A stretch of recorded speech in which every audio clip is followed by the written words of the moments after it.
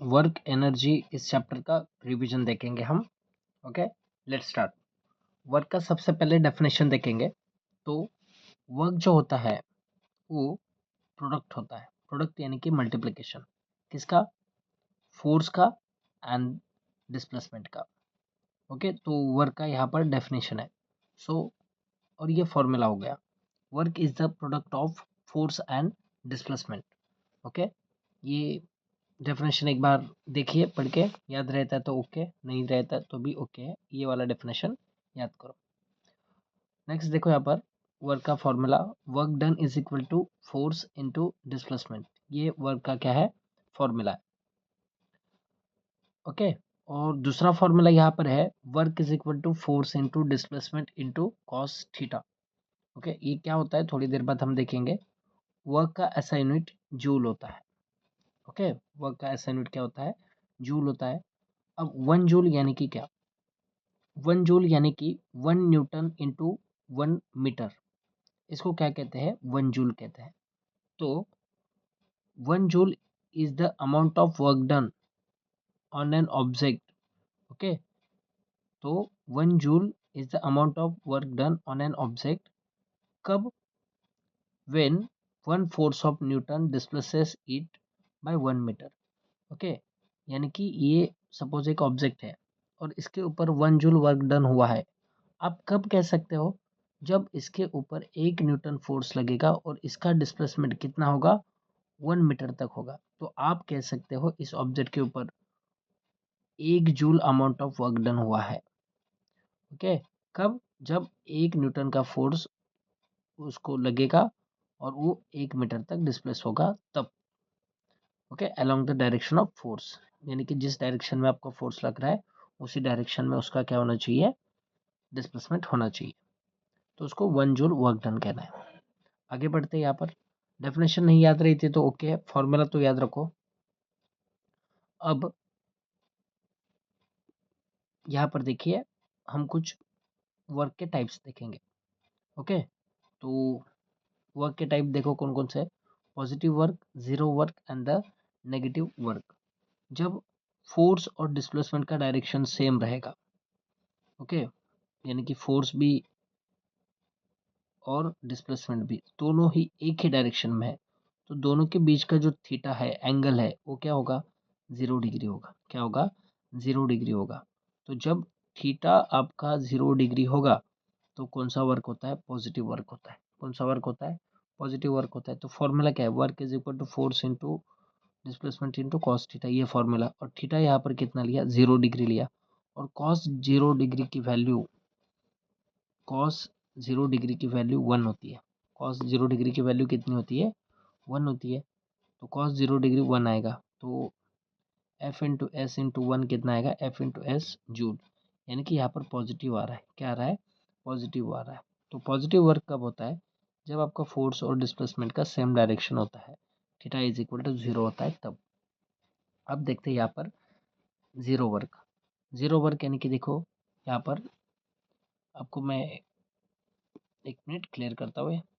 देखो यहाँ पर जीरो वर्क मतलब क्या?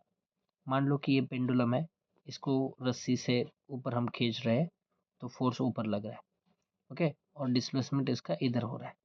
तो मुझे बता फोर्स और डिस्प्लेसमेंट के बीच का थीटा कितनी डिग्री है? 90 डिग्री है। ओके, तो जब फोर्स और डिस्प्लेसमेंट परपेंडिकुलर होते हैं, ओके, यानी कि थीटा 90 डिग्री होता है, तो जीरो वर्क डन होता है। ओके, तो वर्क का formula force into displacement into cos theta. Theta कितना है? 90 डिग्री। और कॉस 90 डिग्री की वैल्यू यहाँ पर 0 होती है। क्या होती है? 0। तो कॉस 90 डिग्री पूरा 0 बन गया, तो एक ये इक्वेशन भी पूरा क्या बनेगा? 0 बनेगा। तो यहाँ पर 0 वर्क डन हुआ। नेक्स्ट देखते हैं नेगेटिव वर्क डन। क्या देखेंगे? Negative work done. देखो यहाँ पर ये बॉल है, ये ऊपर जा रहा है, यानी कि ऊपर डिस्प्लेसमेंट हो रहा है, लेकिन ग्रेविटी इसको नीचे खींच रही है भाई, तो नीचे फोर्स लग रहा है। तो थीटा 180 डिग्री हुआ।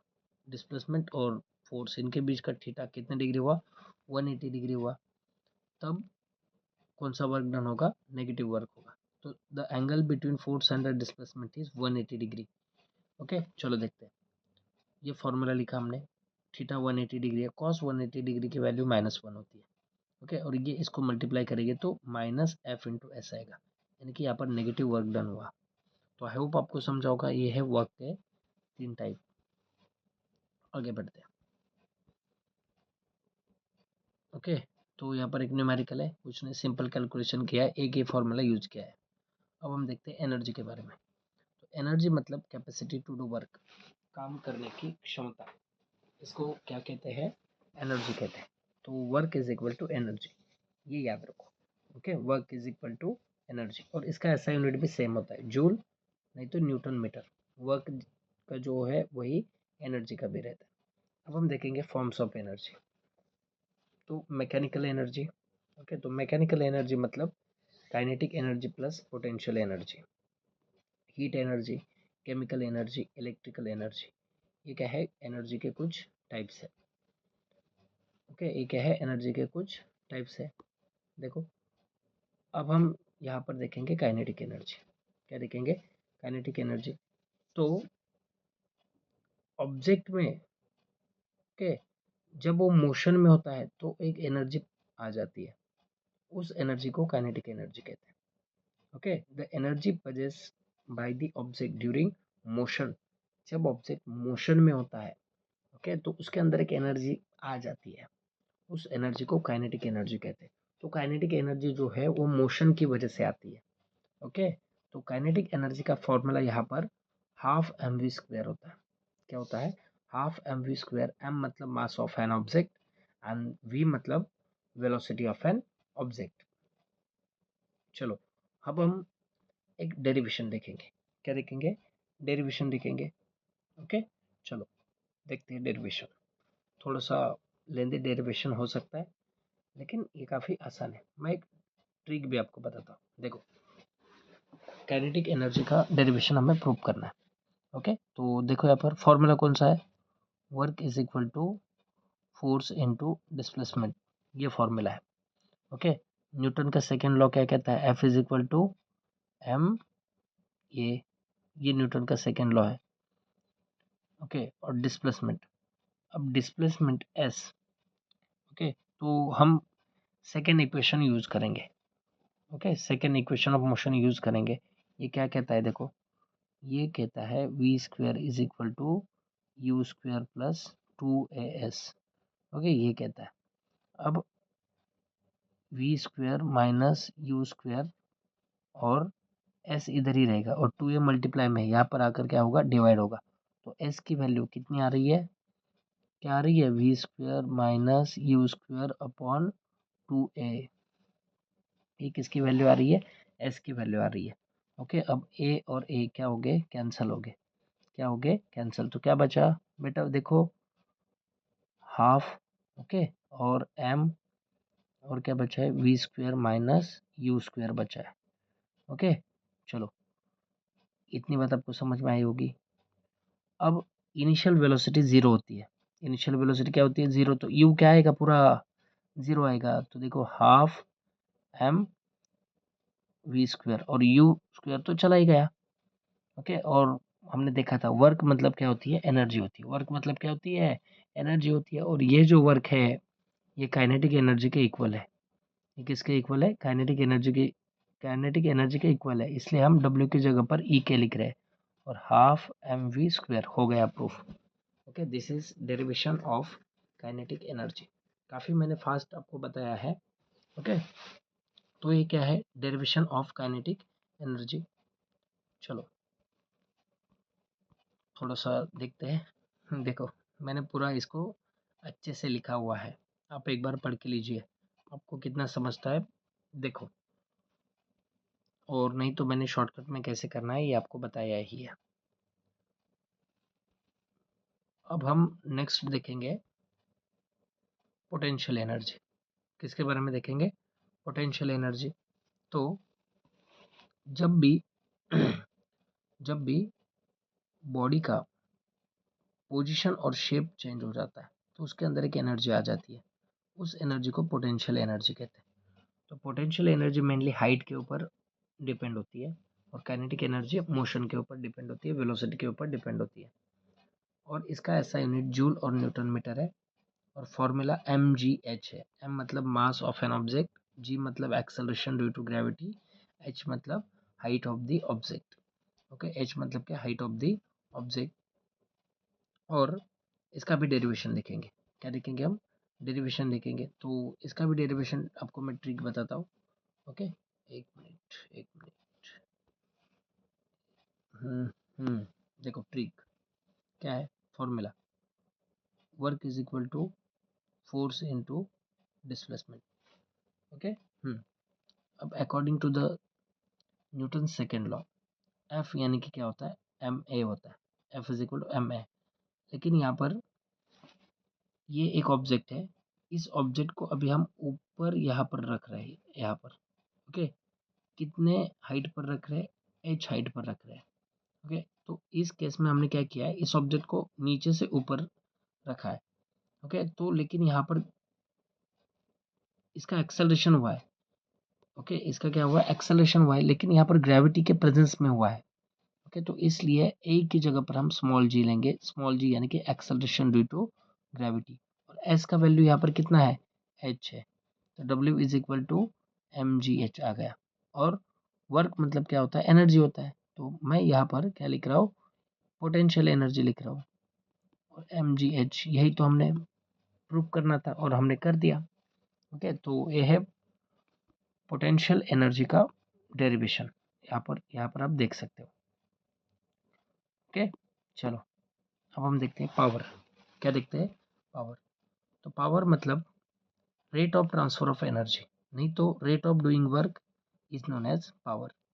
ओके, यानी कि एक पर्टिकुलर समय में कितना काम हो रहा है, इसको पावर कहते हैं।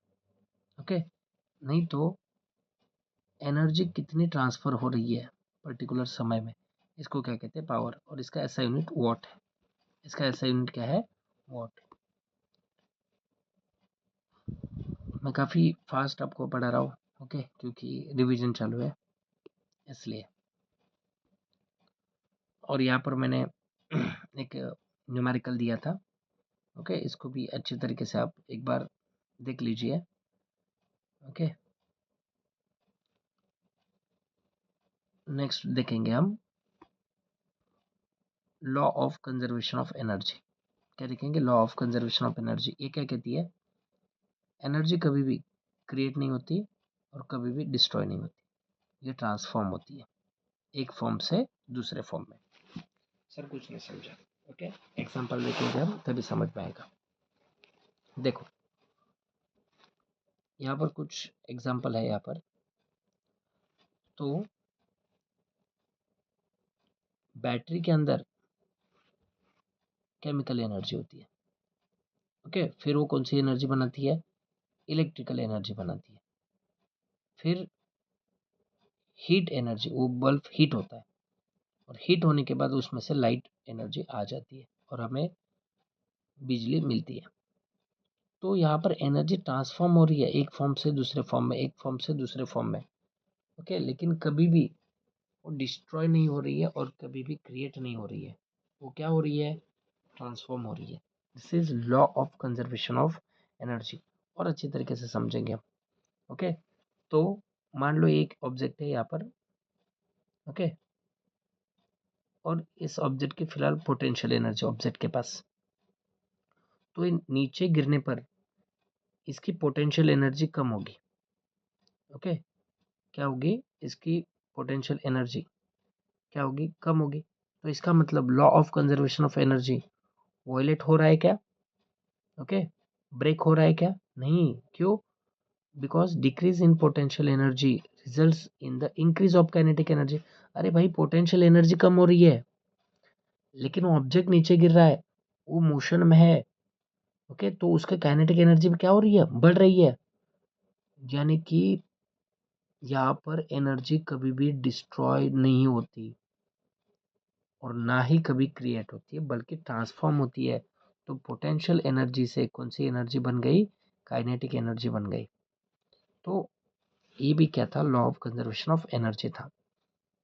ओके, नेक्स्ट देखो, अब ये ऑब्जेक्ट स्टॉप हो गया ग्राउंड पर, इसका मतलब काइनेटिक एनर्जी भी डिस्ट्रॉय होगी, यानी कि ये लॉ को वायलेट किया नहीं, काइनेटिक एनर्जी कन्वर्ट होगी साउंड एंड हीट एनर्जी में। ग्राउंड पर टच होने के बाद काइनेटिक एनर्जी कन्वर्ट हो जाएगी साउंड एंड हीट एनर्जी में। तो ये था law of conservation of energy. ये कहता है, क्या कहता है, एनर्जी कभी भी क्रिएट नहीं होती और कभी भी डिस्ट्रॉय नहीं होती। और एक फॉर्मूला मैं आपको बताऊंगा यहाँ पर वर्क का formula. Work is equal to half M we square minus half m u square. Work का क्या फॉर्मूला है, half M we square minus half m u square. Okay, देखो यहाँ पर, वेट, तो यहाँ पर एक न्यूमेरिकल दिया हुआ है। क्या दिया हुआ है, न्यूमेरिकल दिया हुआ है आपके टेक्स्ट बुक में। देखो क्या है कि एक ऑब्जेक्ट है 20 kg का, उसका वेलोसिटी चेंज हो रहा है 5 मीटर टू 2 मीटर पर सेकेंड हो रहा है। यानी कि यू का वैल्यू कितना होगा, 5 मीटर पर सेकेंड। वी फाइनल वेलोसिटी क्या रहेगी, 2 मीटर पर सेकेंड। ऑब्जेक्ट का मास 20 और कैलकुलेट द वर्क डन। तो हमें डब्ल्यू फाइंड करना है। तो कौन सा फॉर्मूला लगेगा, वर्क का कौन सा फॉर्मूला लगेगा, ये वाला फॉर्मूला लगेगा। ओके, देखो ये हमने फॉर्मूला लिख दिया पूरा। हाफ एम को कॉमन निकाला, ब्रैकेट में क्या बचा, v square minus u square बचा। फिर मास 20 था, 20 लिखा, वी का 2 था, फाइनल वेलोसिटी, इनिशियल वेलोसिटी 5 था। ओके, तो कैलकुलेशन करने पर हमें कितना आया, ये इतना मिला, 2 10 सा 20, यहाँ पर 10 आए, 25 में से 4 गए, -21 बच गए, इनका मल्टीप्लाई करके -210 जूल आ गया। आई होप आपको समझा होगा वर्क, एनर्जी एंड पावर। ये चैप्टर मैंने काफ़ी फास्ट पढ़ाया क्योंकि ये रिवीजन है। आई होप आपको समझा होगा। इसके इन टेक्स्ट और एक्सरसाइज क्वेश्चंस जरूर करना। Thank you so much.